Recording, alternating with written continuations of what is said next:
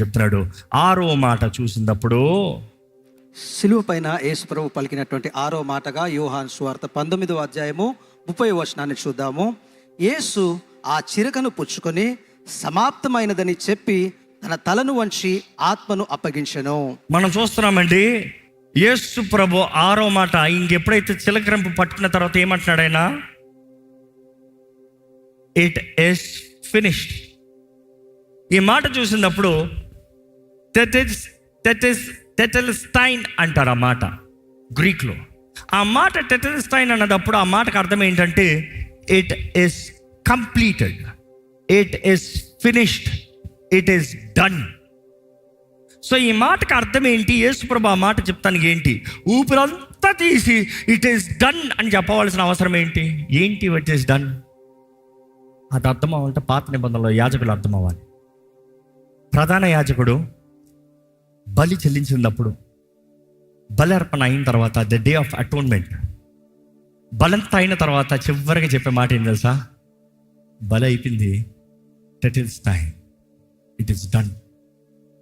యేసు ప్రభు సిలువ మీద అంటున్నాడు, ఎందుకంటే ఆయనే కదా ప్రధాన యాజకుడు.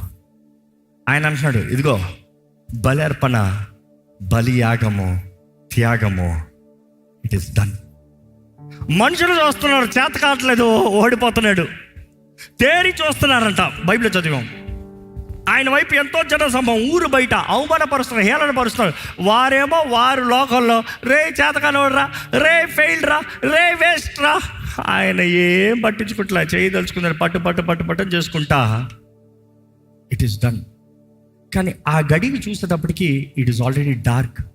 12 గంటల నుండి 3 గంటల వరకు కట్టిక చీకటి. వీరందరికీ ఏమవుతుందో అర్థం కావట్లే.